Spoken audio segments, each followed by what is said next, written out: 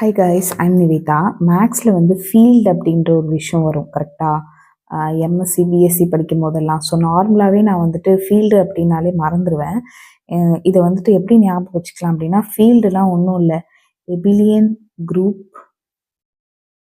Under addition, எபிலியன் group under multiplication.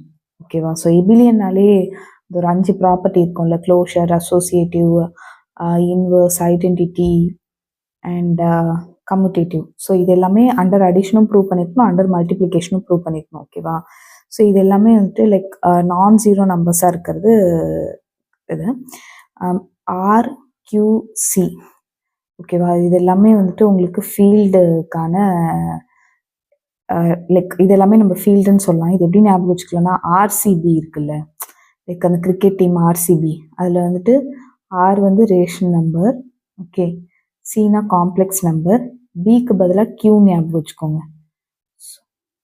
So ஆறுங்கிறது real numbers, ஆறுங்கிறது real numbers, சிங்கிறது complex numbers, கியூனா ரேஷன் நம்பர்ஸ். ஓகேவா? ஸோ யாராவது உங்களை ஃபீல்ட்னா என்னன்னு கேட்டாங்கன்னா, abelian group under addition and abelian group under multiplication. So எதெல்லாம் ஃபீல்டு அப்படின்னா, ஆர்சிபி ஞாபகம் வச்சுட்டு real numbers, complex numbers, rational numbers. ஓகேவா? தேங்க்யூ ஃபார் வாட்சிங்.